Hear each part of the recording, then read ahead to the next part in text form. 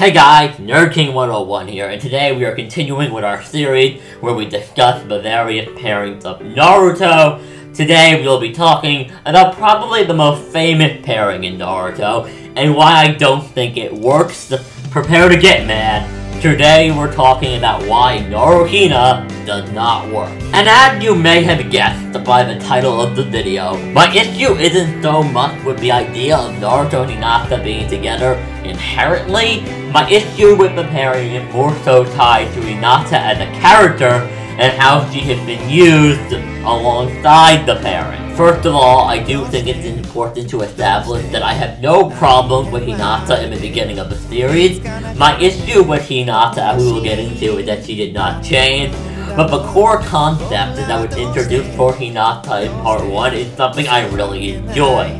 The problem is that in my opinion, the series did not follow up on that concept, which leads great into the biggest problem I think we have with Naruhina, which is Hinata herself. The problem is that in my opinion, and the opinion of many people, Hinata isn't actually a character. Now of course, I don't actually mean that, literally. Of course Hinata is an actual character that exists within the Naruto universe. What I mean by this is that Hinata lacks any of the things that make a character a character. Hinata has one character trait, which is the fact that Hinata Hyuga is in love with Naruto Uzumaki. Beyond that, he has no real character traits that aren't tied to that. Yet Hinata is shy, but her shyness is inherently tied to her relationship with Naruto. And while the series was ongoing, I always told people that the issue with Naruhina wasn't so much in the moment, it was after the series. It was the question of, what is Hinata once she has Naruto? The answer is, Hinata is a stereotype. She's the perfect, submissive, quiet Japanese wife. The problem is that Hinata is just a stereotype. She just fits that mold at a bare bones level without even adding anything to it. There is nothing wrong with a character fitting into a stereotype or an archetype.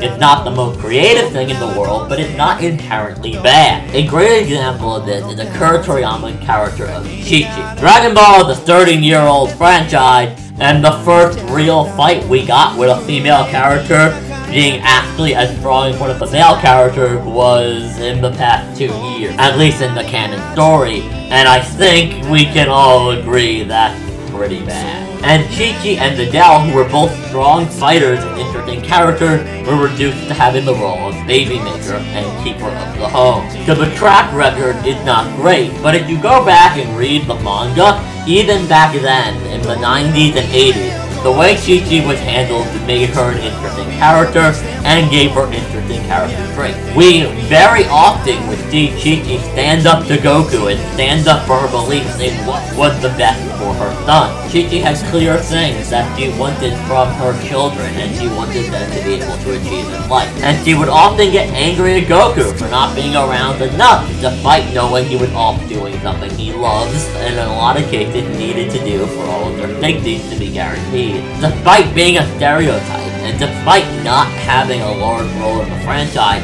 she still had character traits and goals for her children and for herself that she wanted to achieve, and took issue with some of Goku's actions. Hinata, on the other hand, not so much.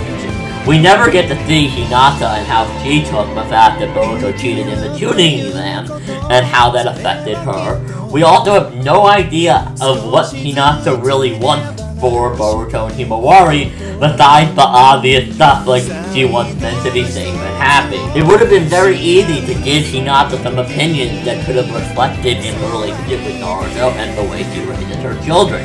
One possibility I can think of right off the bat would be having Hinata believe, with the lack of need for shinobi, women shouldn't be ninja, and agreeing that Himawari was not trained to be a shinobi but Boruto would, and that could explain why Himawari isn't training. And that could have been something Himawari needed to overcome, an issue Himawari had with her mother, because Himawari wanted to be a ninja. Naruto also would in no way agree to that. You would be able to see Hinata and Naruto actually argue about something, because all couples do argue. And that of course creates the drama of whether or not Himawari will be able to achieve what she wants to become a shinobi, And you also get to know Boruto dealing with his parents arguing over whether or not Himawari should be a ninja. But instead what happens is that Hinata just kind of cooks and takes care of the house and cleans and takes care of the kids while Naruto goes off and does his job. Now, as I said with Chi-Chi, that isn't inherently an issue. The issue is that that's literally all she does.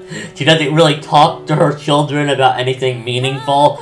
I could count on one hand the amount of interesting conversations she's had with Boruto over the course of over 100 episodes. Hinata is Boruto's mother, and despite the fact that she is retired, she is a shinobi, and she is stronger than him, and she should be a source of wisdom and words of advice to aspiring shinobi and getting like Boruto. And despite having been told that Hinata trained Boruto, we rarely, if ever, get to see any of these characteristics and events reflected in her actual character. She just doesn't do much of anything. When Naruto misses Himawari's birthday and Boruto is devastated, and when he misses Boruto's own birthday, instead of having interesting conversations with the children, Hinata just kind of defends Naruto until Boruto leaves and then gives Himawari a hug.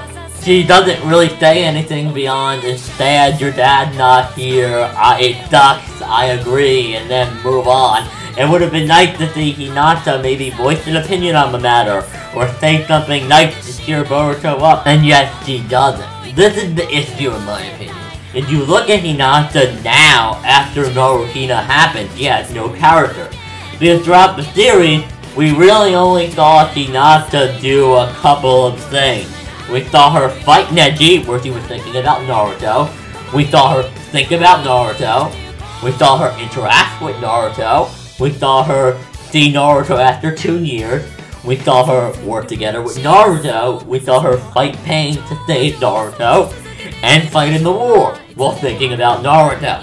Every single action Hinata takes is based around Naruto. There's also the fact that many people bring up the fact that Hinata was always there for Naruto, and I just feel that that is not true. Now, I just want to point out that what I'm about to say is completely an opinion, but let's honestly talk about the fact that watching somebody and hiding behind trees and cheering them on in your head is not being there for somebody. It doesn't matter if Hinata believed in Naruto and cheered him on silently from the background. That didn't help him. Naruto didn't even find out about that until he was like 22 years old and he had hundreds of friends. Yes, it is great for the audience to know Hinata thought all that and silently cheered him on, but for Naruto, what meaning does any of that have? Is it a reason for why the relationship would actually work? Is it just a relationship for why a fan may enjoy seeing it happen? I just personally don't see stalking somebody as being there for them, because that's what Hinata did. She stalked him. She followed him around and silently cheered him on, but that is meaningless unless she actually takes action to help him. Just like saying, Sasuke is the best father ever because he loves Sarada a lot. That doesn't change the fact that he was not there for like 12 years of her life. Just because an absent father loves their kid, pays child support, and like checks on and stalks their Facebook page and believes they'll do great in life and believes they're amazing, doesn't change the fact that they're an absentee father who's never around. Like, the father loves the kid and believes in them and keeps an eye on their Facebook and their social media to keep tabs on them. That's great and all, the kid still doesn't have a father. That doesn't mean anything to the kid. The kid never met the absentee dad. My biggest issue with Naruhina at the end of the day is that Naruhina just does not make for interesting storytelling. It just doesn't. The stories you can tell with Naruhina are incredibly limited, especially in the capacity of a series like Boruto, where the main character is their son. One of my favorite arcs in all of Naruto is the Sarada Uchiha arc. Only worse because there was an interesting, dynamic, three-way relationship between Sakura, Sarada, and Sasuke. If even one of those characters wasn't interesting, that arc wouldn't work. But the situation and the way they are handling it is so unique and interesting that it makes the arc great. Sarada is a secondary character, and we know a ton about her relationship with both of her parents. Boruto, we only really know stuff about his relationship with Naruto. His relationship with Hinata is completely superficial, and that's the problem. everything Hinata does is superficial because her only actual character trait is the fact that she loves Naruto Uzumaki. When you're talking about putting two fictional characters into a relationship, you need to do a couple of things, which we're not going to get into. The most important thing to do is to make sure both characters are interesting and make for have good story potential. One of the reasons that despite it not being what many people wanted, a lot of people were very interested in reading the Superman Wonder Woman book when they started dating the beginning of New 52, because we had never seen anything like it before, and people were interested in the story potential that it brought. And as I stated earlier, I always kind of knew this would happen, because I just looked at Hinata and I just said, what kind of story could you tell after they got together, and I couldn't really think of much. So for me, the biggest problem with Naruhina isn't even really the pairing itself, but the character of Hinata. It's the Hinata problem. And the fact that Hinata only really had one character trait, and that's the fact that she loves Naruto, and everything else about her revolves around that single character trait. Her shyness is there only to make the fact that she likes Naruto work in the beginning of a series. Maybe we couldn't have her telling Naruto that he liked him.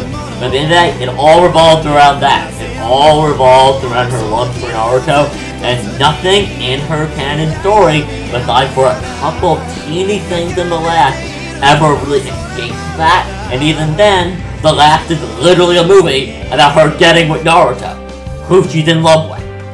Hinata had no character. She has a single character trait that makes up every single thing she does in the series, and that's just not interesting. And when you put it with Naruto, it certainly isn't interesting. In fact, I would argue it's more boring. Because then what does she have? She's with Naruto, now what? And guys, that will bring our video on Naruhina to a close. Remember, if you enjoyed the video, you should like it and subscribe for more content. I've got one or two more of these coming up, which I'm sure you'll enjoy when they come out. And above all else, guys, have a great day.